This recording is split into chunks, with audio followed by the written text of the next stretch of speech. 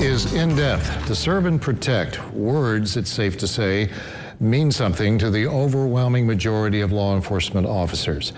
But the men and women wearing the shield are under increasing pressure in the past few years, nationwide and right here at home. Joining me tonight is Evansville Police Assistant Chief Phil Smith.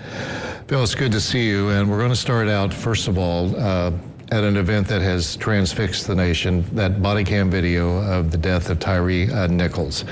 When you saw that body cam video of those Memphis police officers in that special crimes unit, give me your gut reaction. Well, yeah, first of all, thank you for having me on. You're more than welcome. You know, I've never seen anything like that. It was just horrible to see. I think it shocked the conscience of the entire country, especially those of us in law enforcement. In my entire career, I've had a number of training hours, and I've never been trained to do anything like the tactics that I saw in that video. I think we're going to roll some video on that very subject right now, and this is the infamous streetlight pole video of what was going on there. And this has prompted basically a new call for police reform nationwide. Now, this is not just a local problem, not just a Memphis problem, but it is something that advocates have been really pushing since the death of George Floyd. Is that applicable, viable here in the Evansville Police Department? Well, I think that it's important to understand that the word reform in itself means, to change, institutional policies. I don't necessarily think that reform is a bad thing. We must evolve in this profession, just like with any profession. So reform is not necessarily a bad thing. I mean, we no longer carry revolvers. We now have tools and kits for officers to be safer. We carry Narcan now. Most officers have nylon gloves. We focus on outreach to our community and with our kids.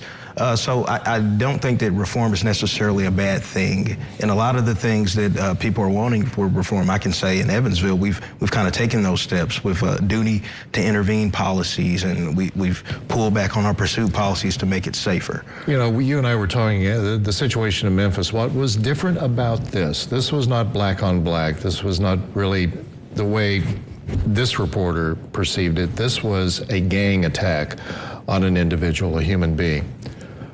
Those individuals who were throwing the punches and doing the kicking, they were charged very shortly after this happened, and that was different. And with that said, some units in the country started changing their names on these street crimes unit, and that includes in Evansville.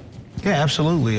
Going back to your question about reform is being able to understand the temperature of those around you and what your community needs and wants are. And, I credit Chief Bowen for immediately seeing that, drawing that correlation between the name Scorpion, the name Viper, even though that the Viper unit, now the street crimes unit, has never been accused of those things. In fact, any of the officers since its inception, none of them have ever been disciplined for excessive force. These officers are dealing with the most violent individuals, that they've taken the most guns off the streets, but it should also be noted that they've also are permanent fixtures at places like National Night Out, giving stickers out to kids, and at the Fall Festival. These officers do our group violence intervention, to where they're trying to find interventions for those people closely related to this stuff. And witness cooperation, especially community policing, officers not necessarily staying in their cars with the tinted windows, but actually getting out. But witness cooperation, getting to know the people who are in the neighborhoods throughout the city, whether they be on the east side, the west side, or in the central part of the city. That is still a big problem for the EPD as far as getting people to talk to them after a crime. Yeah, absolutely. I mean, you watch television shows and you think that an officer can come in and just by looking at the scene, they can get a crime solved. We need witness statements, and we absolutely, totally understand that there's a fear of retaliation if you do talk to the police. So that's why it's important to build that rapport up, so that maybe not in front of everybody, but on an off channel, people can reach out and speak to officers. We're hoping to increase those off-channel conversations, and with that, you need to have people comfortable with you. We talked about shots fired calls, and we hear them on the scanner, and we try to hold back unless there's actually a real serious situation going on.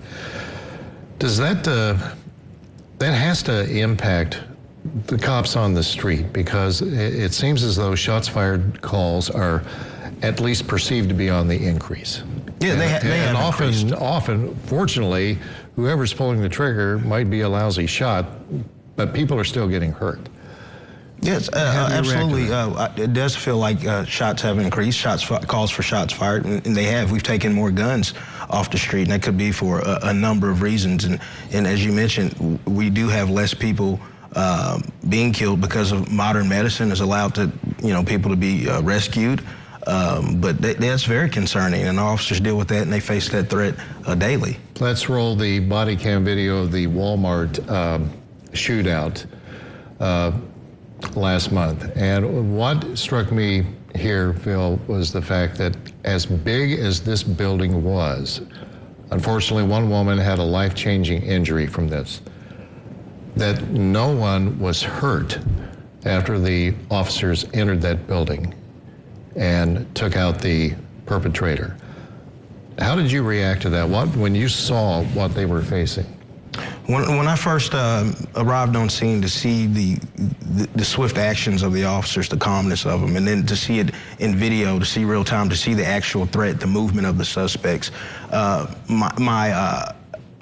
just have the utmost respect for these officers. And these officers just went in with no thought of their own safety, just to stop the threat, which is what we're trained to do in an active shooter situation. In fact, a lot of the officers that arrived on scene weren't even patrol officers. The first officer to confront this gentleman was a crime scene detective. So I couldn't be more proud of our officers and members of the Vanderburgh County Sheriff's Office and state police and all those who helped out.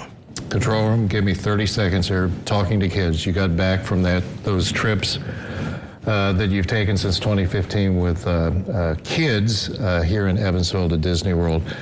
Do kids talk much about this, if you can sum that up in about 20 seconds, some of these events that we've been seeing?